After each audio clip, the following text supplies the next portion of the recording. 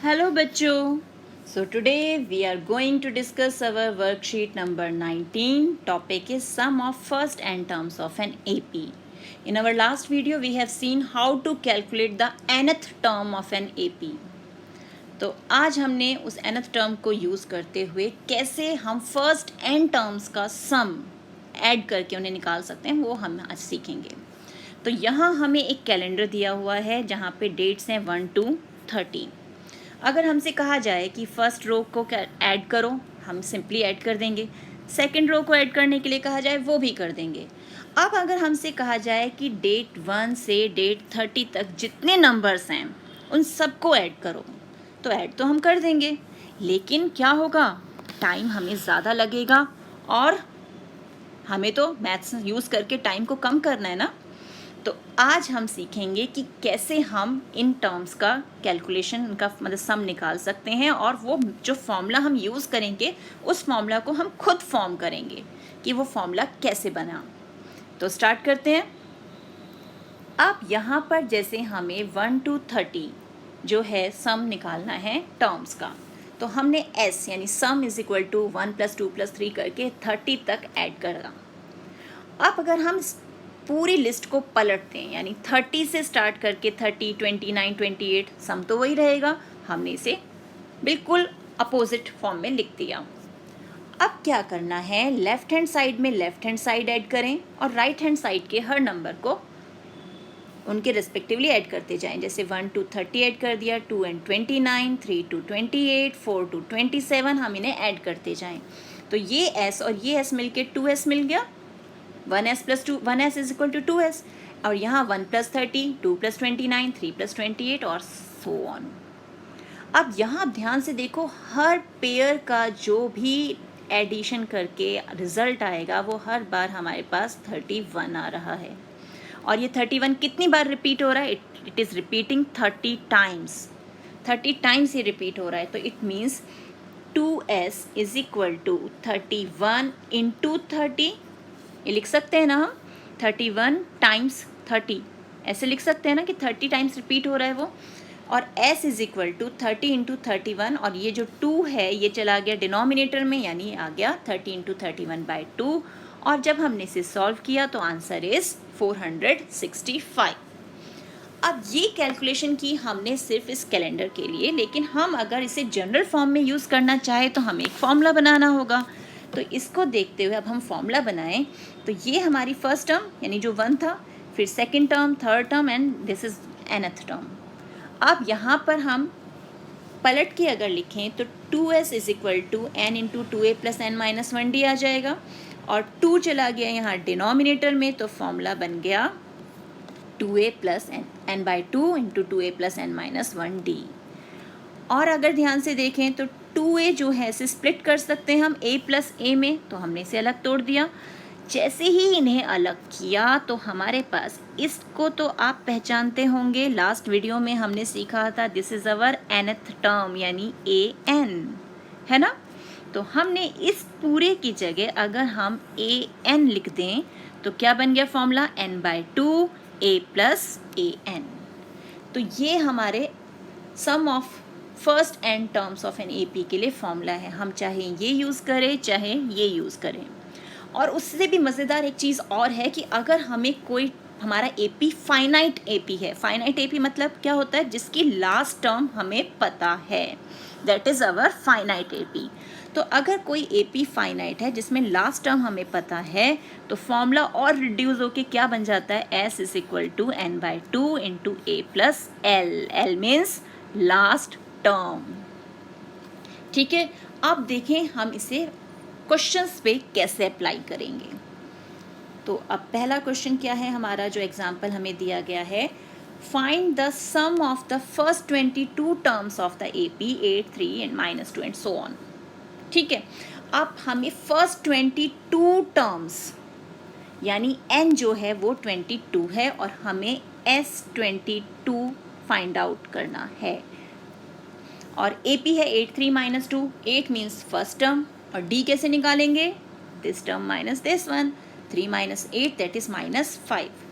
और फॉर्मूला अब हम सीख ही चुके हैं, ये रहा हमारा फॉर्मूला, जो जो वैल्यूज़ हमें पता है हमने वो इसमें पुट कर दी। ये 22/2 यानी n/2, 2a यानी 2 × 8 तो ये आ गया 16, n-1 यानी 22 - 1 दैट इज़ 21, d -5 सॉल्व किया तो आंसर आ गया -979. So the sum of the first 22 terms of the AP is -979. तो समझ में आया कैसे अप्लाई करना है हमें फॉर्मूले को। अब डिफरेंट कंडीशंस के लिए हम और किस ढंग से अप्लाई करेंगे वो देखते हैं, जो हमें ट्राई करने के लिए क्वेश्चंस दिए गए हैं। तो फर्स्ट क्वेश्चन क्या है हमारा, find the sum of the first 1000 positive integers. 1000 positive integers, integers तो हमारे नेगेटिव भी होते हैं और पॉजिटिव भी होते हैं, लेकिन हमें फर्स्ट 1000 पॉजिटिव इंटीजर्स ढूंढने हैं। तो हमारे पॉजिटिव इंटीजर्स कहाँ से स्टार्ट होते हैं, 1 2 3 यही होते हैं ना, और ये हमें कहाँ तक जाना है, फर्स्ट 1000 यानी 1000 तक। तो सबसे पहली चीज़ ये देखें हम, ये हमारा एक फाइनाइट एपी है because we know the last term of this AP. तो ये फाइनाइट एपी हो गया। अब यहाँ से हम देखें इन्फॉर्मेशन क्या है, ए हमारे पास 1 है, डी भी हमारे पास 1 है, लास्ट टर्म हमारी 1000 है, एन वो भी हमारा 1000 है, और एस एन वो हमें निकालना है, यानी S1000 हमें निकालना है। तो एस एन की जगह हम S1000 ही लिख देते हैं, S1000 हमें निकालना है। तो अगर हमें लास्ट टर्म पता है तो हम कौन सा फॉर्मूला यूज़ करेंगे, हम अपना ये वाला फॉर्मूला यूज़ करेंगे, यानी S = n/2 a + l। बहुत ही सिंपलेस्ट फॉर्मूला था। S1000 क्या हो जाएगा, 1000/2, a is 1 और लास्ट टर्म इज 1000, तो ये हो गया 500 × 1001 और आंसर क्या आ जाएगा हमारे पास, कैलकुलेशन करके बताइए, ये आ गया हमारा आंसर। देख रहे हैं, तो जब हमारा फाइनाइट एपी हो और लास्ट टर्म हमें पता हो तब हम ये फॉर्मूला यूज़ कर सकते हैं। तो हमने ये फॉर्मूला यूज़ करना भी सीख लिया, तो ये हो गया हमारा क्वेश्चन नंबर 1। अब आते हैं सेकंड क्वेश्चन पे। सेकंड क्वेश्चन क्या दिया हुआ है, find the sum of the first 15 multiples of 8।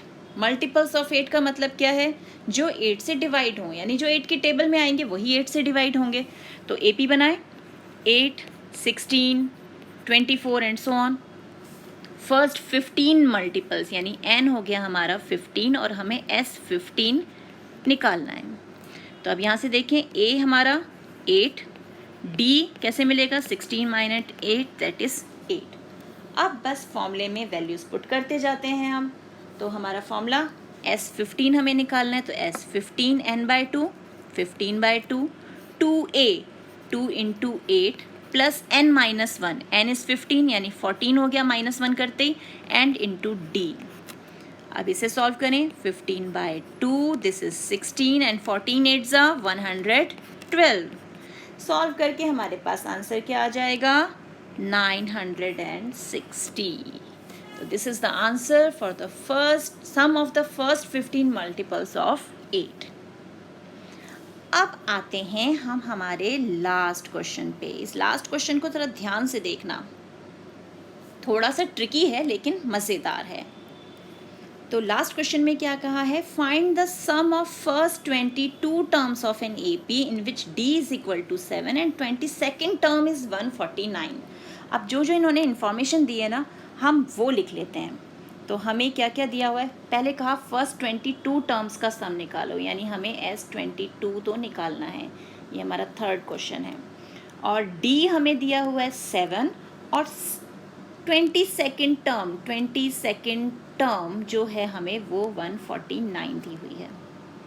ठीक है, अब S22 निकालने के लिए हमें A चाहिए। A कहाँ से मिलेगा, A मिलेगा हमें इससे। कैसे, A22 का मतलब क्या हो गया, हमने लास्ट क्लास में सीखा था A + 21D it is equal to 149। A को यही A रहने दिया, 21D हमें पता है 7, 149, तो A = 149 - 147 दैट इज़ 2। ये मिल गया हमें A।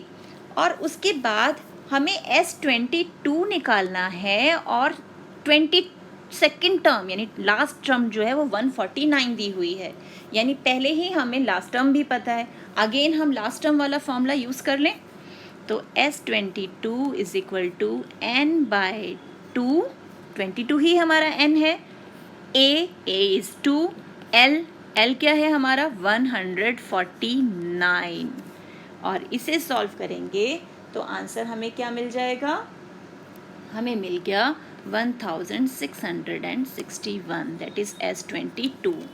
और आप चाहो तो इसे दूसरे फॉर्मूले से भी यूज़ करके निकालोगे तब भी सेम आंसर आएगा, जो SN का फॉर्मूला है ना, यानी S22 is equal to n/2, 22/2, a 2a है ना, 2 into 2a plus n-1, n is 21, 22 तो 22 - 1 इज 21 इंटू d इज 7। जब आप इससे भी सॉल्व करोगे बेटा सेम आंसर हमें मिलेगा, वी विल गेट 1661। तो हम किसी भी फॉर्मूले को यूज़ करके अपनी कैलकुलेशंस को शॉर्ट कर सकते हैं और आंसर निकाल सकते हैं। तो अब इससे रिलेटेड आपको NCERT एक्सरसाइज के क्वेश्चन सॉल्व करने हैं। मिलते हैं एक और वीडियो में, तब तक keep practicing and enjoy maths.